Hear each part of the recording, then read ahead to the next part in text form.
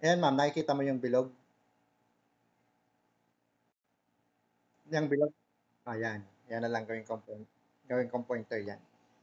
Ano ma'am, eto yung itsura ng MT4 po, no? Nakapasok ka ba sa, ano mo, sa MT4 account mo?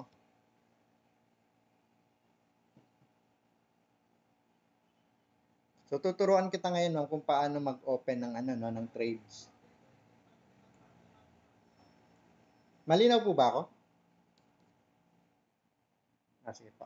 Ma'am, dito sa taas, dito sa upper left corner, eto, yung menu. Pag clinic mo po yan, nandiyan dyan po yung ano no, yung trade, mailbox, economic calendar, traders community, settings, journal, about.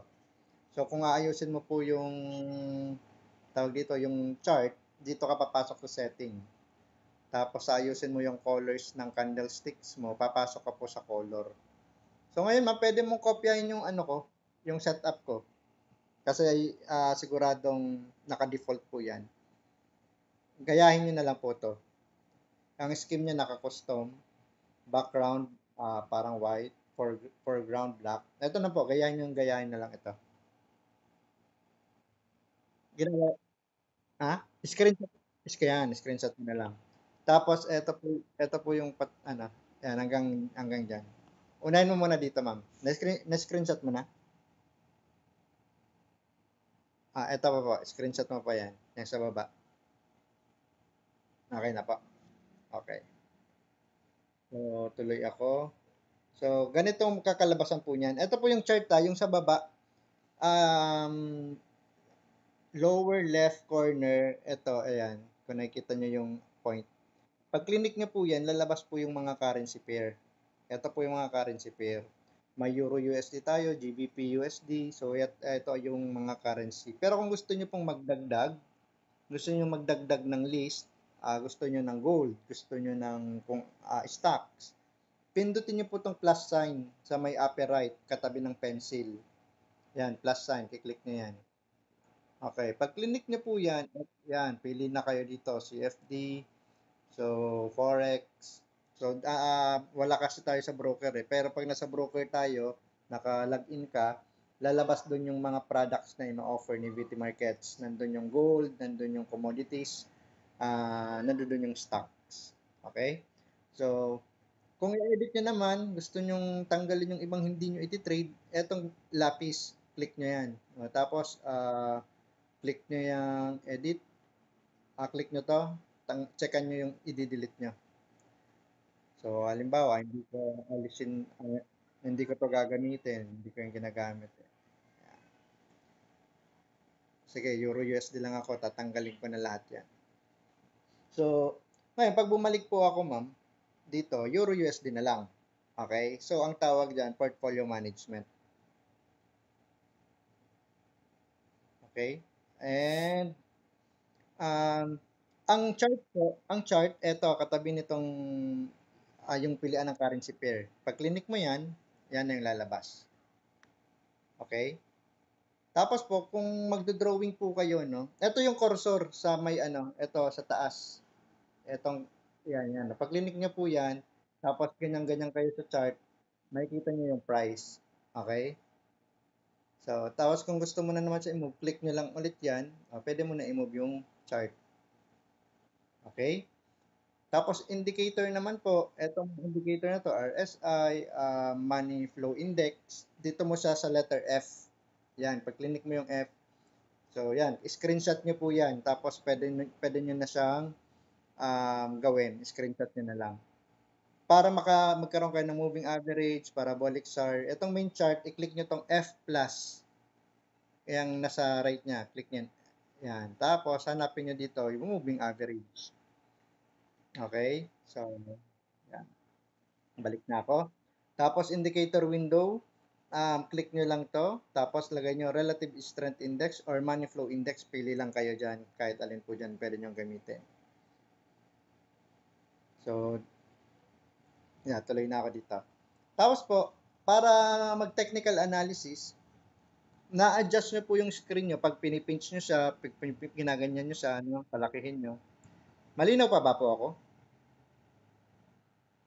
Okay. So, yeah, titingnan ko kung ano, no, magdo-drawing ako ng horizontal line. Katabi ng F, yung mga shape, may square, circle, triangle. Click nyo yan. So, yan po ay mga drawing tools. Halimbawa, gagawa kayo ng support and resistance. I-click nyo tong horizontal line. Okay, click nyo yung horizontal line. Okay, itong plus sign. Click nyo yung plus sign. Tapos, andyan yung mga lines, channels, Fibonacci, Elliott, shapes. Ayan, kompleto po yan. Ano? So, mostly ginagamit ko lang naman dito, trend line, horizontal line. Yan lang naman. So, i-click ko yung horizontal line. Tapos, i-click ko doon sa screen na gusto kong lagyan ng horizontal line. Ayan, lumabas na siya. So, tapos, i-move ko siya. I-hold mo lang po siya, no? Kung saan yung, yan po yung resistance niya ngayon. Naputol po ba? Okay, sige po. Tapos ngayon po, yan. Ano lang ha, magte-trade ako. Magte-trade ako. Pag mag-trade ka po, katabi nitong dollar sign, itong dollar sign, mga, ano yan, yan yung list ng currency pair mo. Okay, katabi ng, ano, ng dollar sign, itong may plus na, ano, no, I don't know kung anong klaseng, ano yan, basta yung may plus na may papel. I-click mo yan, yan na po yung, ano, yan na po yung pag-open ng entry. Ang lot size, itong 0.03, lot size tawag dyan. Okay, yan, 0.01, 0.02. Start lang tayo 0.01. Tapos, pag magsisell ka po, etong button na sell sa kabay, pipili ka lang dyan pag naka-instant execution kayo.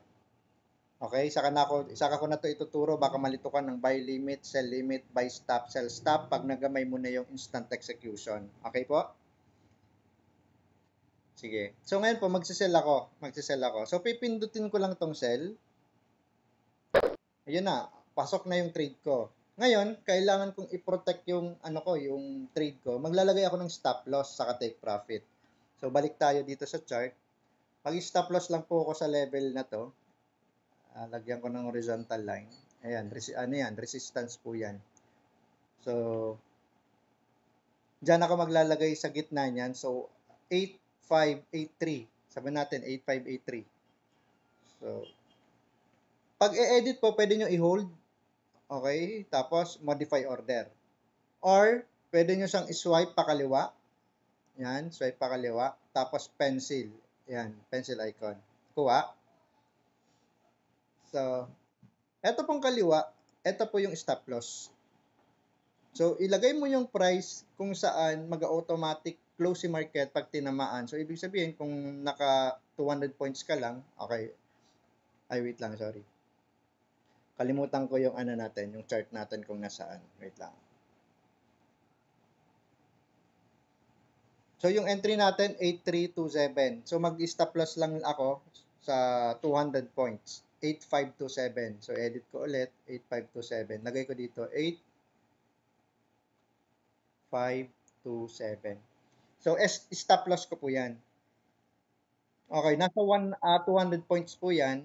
Mamaya, kukomputan kita kung paano siya, ano, no, kung paano siya kinocompute. Magkano yung magiging talo mo, magkano yung magiging profit mo. So, ngayon po, nakuha ko na yung stop loss. Ito yung stop loss level ko, yung kulay pula. Ito, oh. Okay, SL, ibig sabihin stop loss. So, secured na yung trade ko. Kahit matulog na ako, okay na. No? So, ngayon po, magte-take profit naman ako dito. Yan, dito. Take profit ako dyan. 7997. Okay, 7997. O sabihin na natin ano 8,000 na lang para sarado. So, paano maglagay naman ng take profit? Balik ka po ulit dun sa trades mo. So, ang trades mo po ay nandito Sorry, di ko pala na ano. Katabi nitong chart, ito chart, di ba? Ayan po, yan po yung open orders mo. Yan nasa gitna, sa baba. Nakuha niyo po yung gitna sa baba? O yan, yan po yung open orders nyo ha. Tandaan nyo po, open orders yan.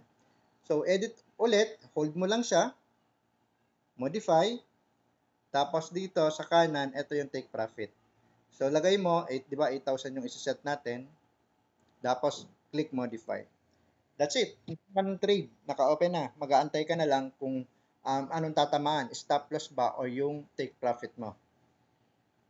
So, ang history mo po, makikita katabi nitong nasa gitna, itong envelope. Oh, that is your history. So, sa history, click mo po itong sa pinaka-upper right, merong today history, merong last week, last month, last 3 months custom. Okay? So, last week, magkano yung kinita mo, click mo lang yan. Since po demo to, hindi makikita, no? Etong katabi ng ano ng history, ito po may mga news. Yan. Since wala tayo sa broker, kaya wala siyang detail. Pero pag nasa VT Markets tayo, may lalabas din mga news. Okay, ito naman, wag niyo nang pansinin to, community po yan. Kung gusto mong mag-chat, gusto mong maghanap ng ano, nandyan po yan. Okay. So, mga community po tawag dyan. So, balik tayo dito. Yeah, ito po yung ano, ito na po yung trades natin. Pero, Ma'am Ruby, anytime pwede mo i-close yung trade mo. Halimbawa, eto gusto mo i-trade, mabagal yung takbo ni market, tapos ayaw mong ma-damage ka, pwede mo siya i-cancel anytime. Pero before ko i-cancel ito, gusto kong ituro sa'yo, paano ba i-compute yung ano? Paano ba i-compute yung take profit mo sa stop loss mo? Pupunta po ako sa calculator. Di ba naka 0.01 ka po? Latsan. Di ba ang stop loss mo, sinat natin 200 points? Ita-times mo lang po yan sa 200. 0.01 times 200. So ngayon po, ang possible loss mo is $2. Nakuha po. Ngayon naman po, take profit, magkano yung maging take profit mo? Tingnan natin kung magkano yung distance niya. Galing 837, 8327 yung entry mo. Ito po yung entry mo, 8327. Entry mo yan, sorry. 8327. Tapos, ang take profit mo, 8,000. So, 8327 minus 8,000, ang difference niya, 327. So, pag mag-take profit ka pala, panalo ka ng 327 points. So, same lang, i-multiply mo lang siya. Wait lang. 327. 327 points times 0.01, magkano panalo mo, Ma'am Ruby? $3.27. Nakuha po? Hello po?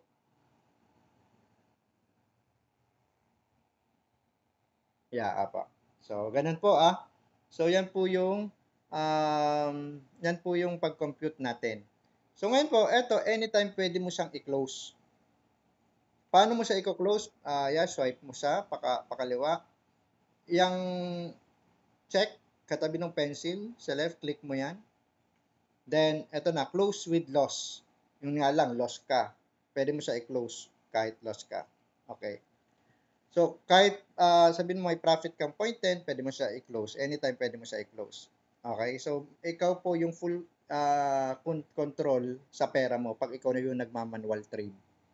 Pero kung gusto mong antayin yung sinet up mo, pwede rin po. Okay? So, ngayon po, i-close ko to for the sake of may ituturo pa ako sa iyo, smart money concept.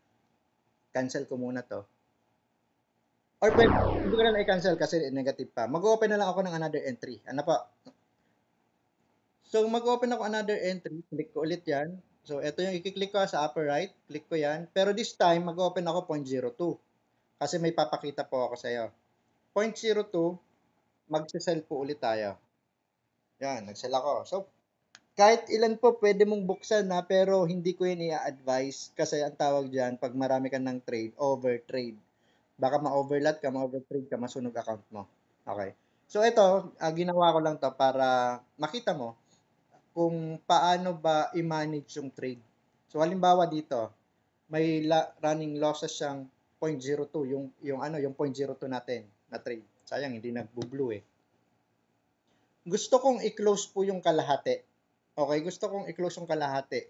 Kasi medyo nakita mo sa chart, nako, mali yung decision ko, possible mali, nagkaroon ng news, gusto mong maniguro, gusto mong i-close yung kalahati, pwede. I-swipe mo po ito, pakaliwa, yung check, click nyo yan.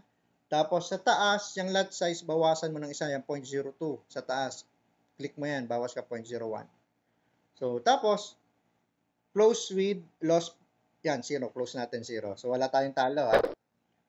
Ngayon, na-close natin ng 0, kaya naging 0.01 na lang yung open trades natin. Nakuha, ma'am? So, pwede pala yon. Pwedeng mag-partial, ang tawag doon, partial TP. So, ito, halimbawa, ito, close natin to kulay blue na. Close natin siya. Okay? Itong 0.08, close din natin siya. That's it. Nakapag-trade tayo with a profit of 0.17 cents. Kuha? Ganun lang kadali. So, ganun po yung pagtitrade. Napakadali lang. So, pag mag-open ka, bukasan mo ulit yung chart mo. Ano ka ulit? Tawag dito. Analyze ka ulit. So, pwede ka maglagay dito ng trend line. Lagay tayo ng trend line dito. Yan. So, yeah, sell ulit tayo. Mag-sell ulit ako. So, ganun lang po. Tapos, set ka ulit TP. Ang TP mo is 200 points palagi para sa currency po ito ha. Para $2 lang yung malulos if ever. So, 5,112. Lagyan mo dito. 5,112. Ay, sorry, mali. 5,112. So, yeah, $2 lang yung naka-risk. Tapos, ang take profit ko, doon pa rin sa area nakita ko kung saan pupunta si market, 8,000. Kuha. So, naka-record ko. Pwede ko itong i-forward sa iyo para babalik-balikan mo kung paano mag-operate. Tapos po, ito yung history, ito yung chart, ito yung currency pair, ito yung history, ito yung mga news, no? Ito yung menu, ito yung dollar, ito yung list ng mga symbols ng mga currency pair mo, pero tayo ay isa lang yung nilagay ko. Tapos, ito yung history. Yan, history. Ito yung kung i-edit mo kung closing time, symbols, pero wag mo na lang papakialaman yan para pag nag-open ka, yung pinaka huli mong trade sa yung nasa taas. So, this time yan, blue na naman siya, pwede mo na naman siyang i-take profit. So, ganun lang po yung pagtitrade, napakadali lang, buy and sell lang tayo. So, tingnan natin yung history, nag-profit na tayo ng 0.22 cents. So, nagkaroon tayo ng 1, 2, 3, 4 trades. So, natututo po ba? Nabilis lang po.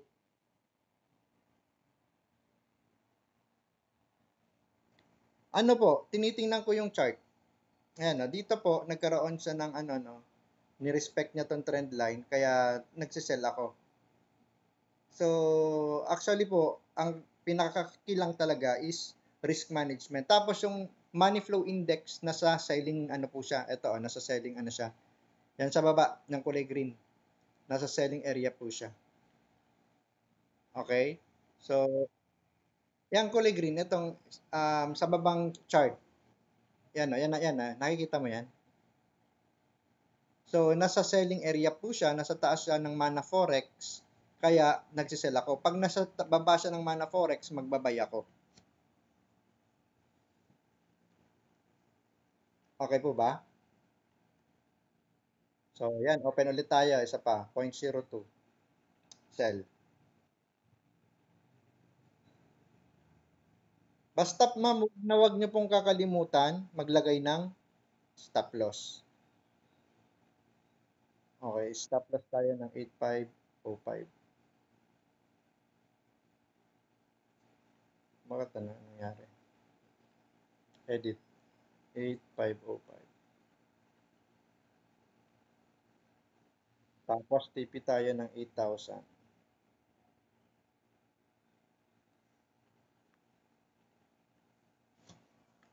So, kapag ganyan, pwede mo nang iwan yung trades mo, hayaan mo na lang kung tama ba yung analysis mo or mali. Pero good thing may stop loss ka. So, hanggang dun lang yung pwede mong matalo, $2. Okay? Ito yung sa isa kong sa isa kong copy trade, scalping. Ayun. So, tinamaan yung aking stop loss. Pero yung stop loss ko, nasa nasa 0.41 na. Ito yung today's profit niya. Medyo mabagal. So, 14, nasa 14 siya.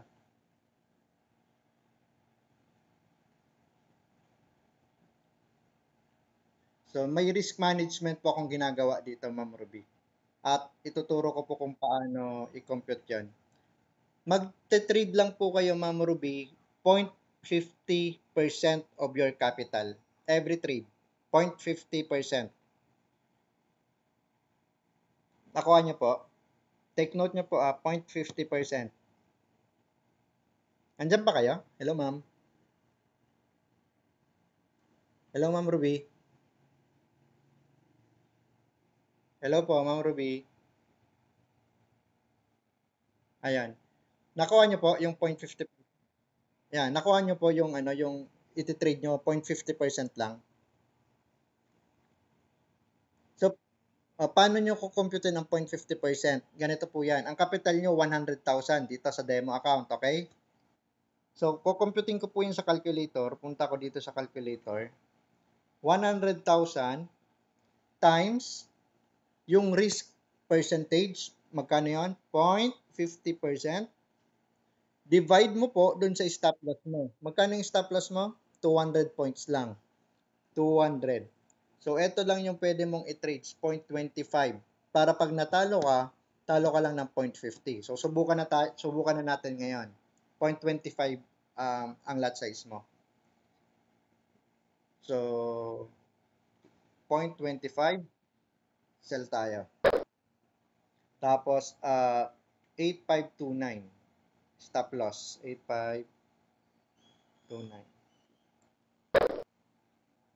So, yan po. Pag natalo ako dyan, ang natalo ko lang is only 0.50%. I-close ko na muna tong isa. Ay, wag na, talo eh. Mamaya na lang. So, ang lot size po, mas malaki lot size, mas malaki po yung pwede nyong mapanalunan at mas malaki rin naman yung pwede nyong matalo. Pero ang kagandahan po sa atin dahil ano ba? Ang kagandahan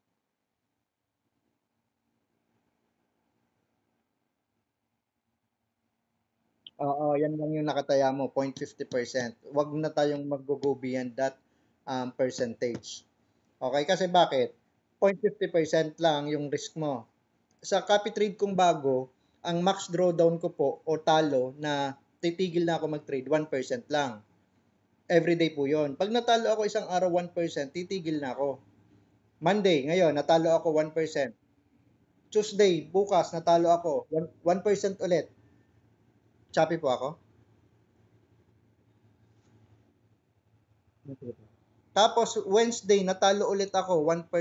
Sobrang malas Thursday natalo ulit ako 1%. Nung Friday malas talaga natalo ulit ako 1%. Eto tanong, magkano po talo ko? 5% lang.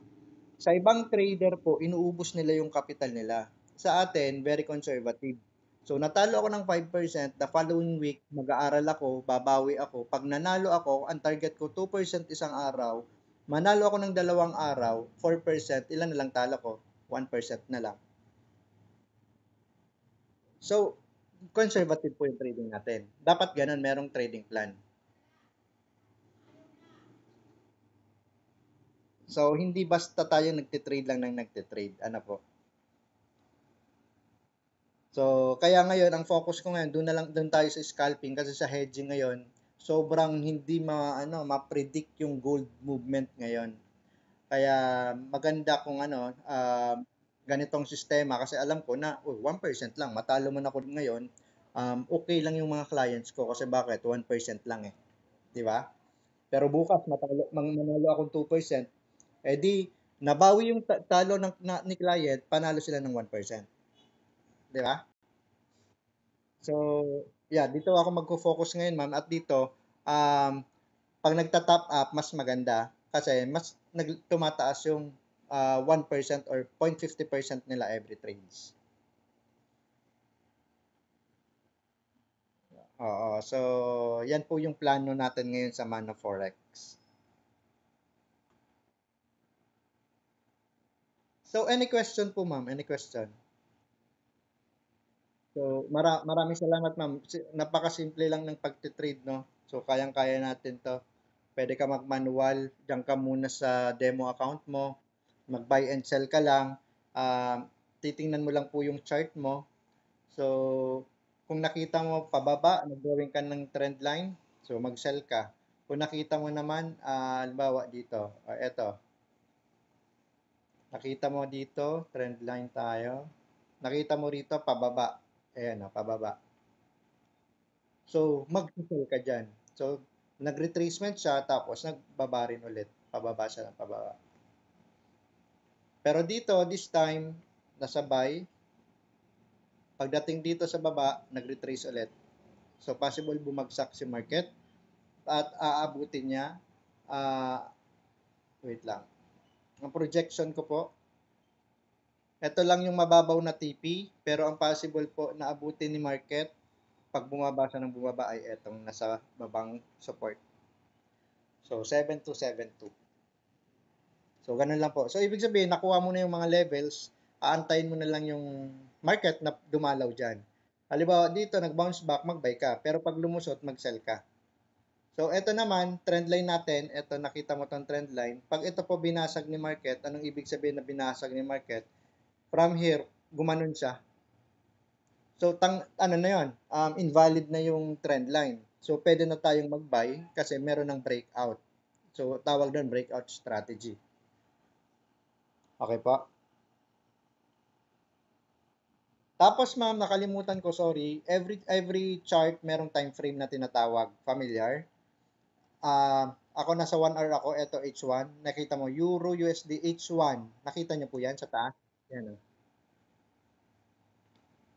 Nakita niyo po? Yeah, Euro USD H1, ibig sabihin 1 hour. Ibig sabihin ng 1 hour, Ma'am Ruby, every candle na tumatakbo, tumakbo ng isang oras.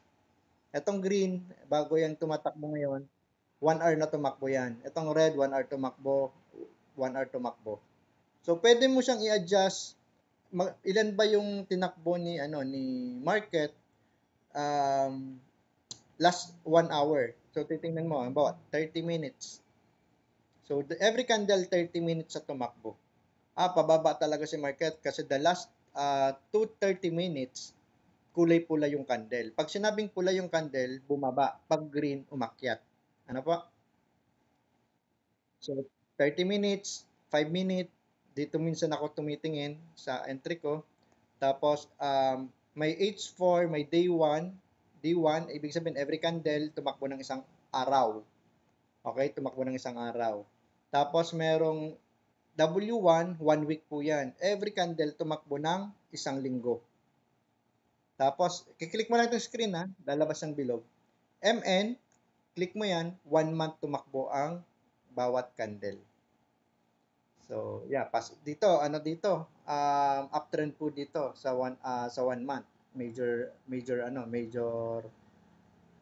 movement. So, paakyat siya dito.